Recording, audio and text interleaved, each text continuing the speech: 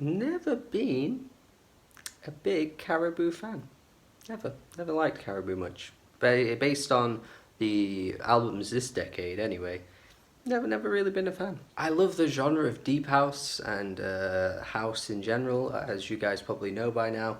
But Caribou's approach is a bit lame, I think. I don't know what it is, but just maybe it's his voice, or maybe it's just how he produces tracks and the way he uses samples, like on tracks like Can't Do Without You. Just feels very repetitive and very mundane for the genre. I've certainly heard way better, and I think Caribou just doesn't particularly stand out to me. So going into this new album here, suddenly, obviously I wasn't having the highest of hopes. I hadn't really heard any of the tracks going into it, but I will say, actually, I think out of the albums I've heard from Caribou thus far, I would say this might be his best. Now, it certainly has its issues and some things that I wish weren't quite so Caribou about the album, but I think, you know what, it ends up being pretty good, and there are quite a few tracks I feel like I would definitely come back to quite frequently, which is progress, because before it was just Odessa. That was the one Caribou track that I always ever went back to. I think that's such a great track, and I just always wanted him to do that more. But on this album, we're getting some of those house flavors thrown in, and it actually ends up being quite good. But as well as that, we're getting some really interesting, strange little instrumental detours as well, which I find a bit random at times, but they sort of work in some ways. For example, You and I, where it starts off as this like 80s R&B type track in a weird way, sophisticated pop type stuff, and then it changes up and sounds incredibly jaggedy and off-kilter, but it somehow ends up working, which I really admire, actually. You can tell he's spending the album just playing around a bit. He's not just playing it safe, he's not just giving you what we already expect from him. He's certainly putting in a bit of effort to try and make some of these tracks stand out in a way that I don't think he really ever tried to do before. One of the best examples, I think, of him changing things up is on the track Home, where it's pretty much just a hip-hop instrumental. I mean, I could easily hear a rapper on this track because of the way Caribou's voice works leading up to that sample, that friggin' fantastic soul sample he uses on the chorus.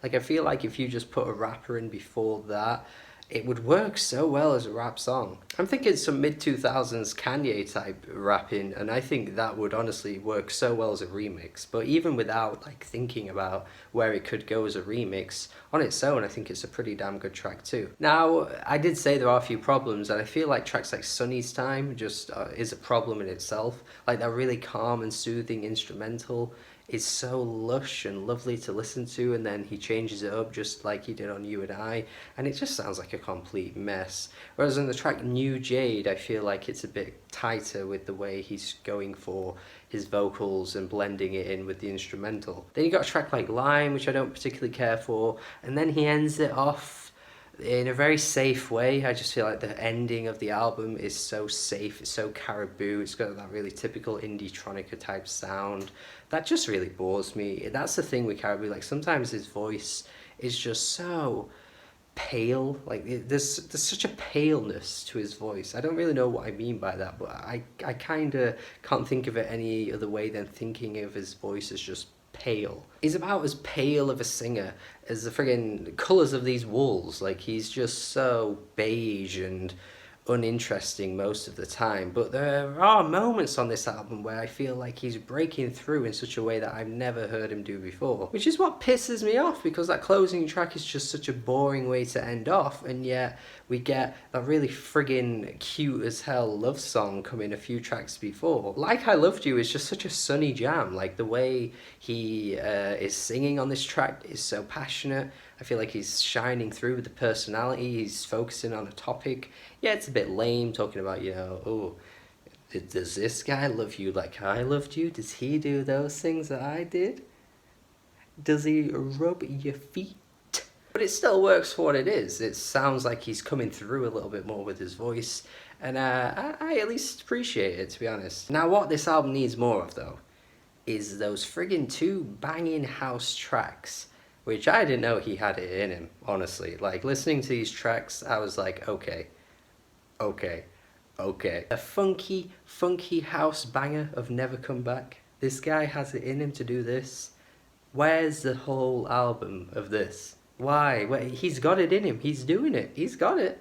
But we just need more of it. Ravi is the other one as well. Just everything I love about an artist like DJ Seinfeld. Those friggin' samples are worked in beautifully.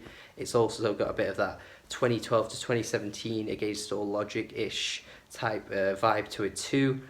It's just like so good to hear these tracks, and they're kind of out of place actually because they're not really part of anything bigger. They're just kind of two house tracks on an album that isn't really a house album. But hey, I welcome it. I want more of this, and it just goes to show like this could be what we'd get on another album if you just went all out with it, the whole thing. But yeah, I mean, it's still probably the better album that he's put out in recent years. I definitely prefer this to Swim, definitely prefer this to Our Love, but it still has its issues. Like, I've kind of bounced around this review saying some things work, some things don't. So it all ends up evening out. It's like a 6 out of 10.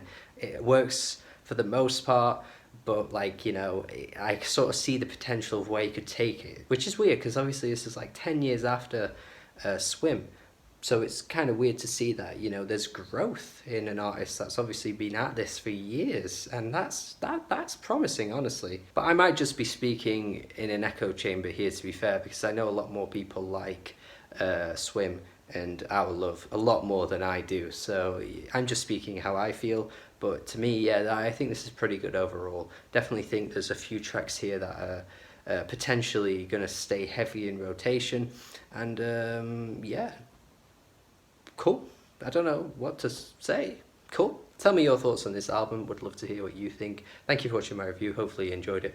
Hopefully you understood my perspective. Have a good day. Subscribe if you haven't already. And goodbye.